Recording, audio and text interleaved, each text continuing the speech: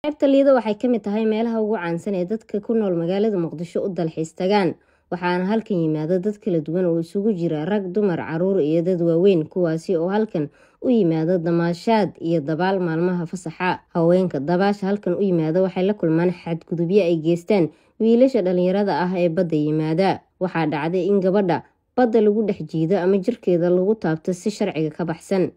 Ma jirto ilaalo badeed ama booliis xeebta ku dhex jira kuwaasi oo xakameeya tacadiyada ay la kulmaan dumarka. Tan ayaa keentay in haween badan ay ka cabsadaan in ay halkan dabaal u yimaadaan. xamar foodo ma wada dhamaatee waxaana muujeedade xamar foodo socotale buwaaye. Dabaashu waa xirfad muhiim ah oo ay tahay inuu barto qof walba si uu naftiisa u badbaadiyo haddii uu khatar kula kulmo badda. maanta badda dad walaalaha la sheego soo dhifan marka inta badan xaartay marka dabaal siinayo oo tale hirtu marto soo tuuro daal soo maraa oo tale oo la taabsana la qabsan jiida marna kaliya daba saaro dabaasha laakiin maraan walaalay la socdaan waa ilaaliyaa inta badan dad foodaa jiraan oo dhalinyarto foodeenaan marto ما دواش واستعداد فلالين دواشان ودرتود دواشان واستعداد دواشة إلى أنت بدل روح نصور ذا قبل ولا هي تأسيو أنك إلى اليوم للنيرة قاركود وفوضين أيوه ضد كبير كتير النقار اللي بدل معناها يعني للنيرة وفوضه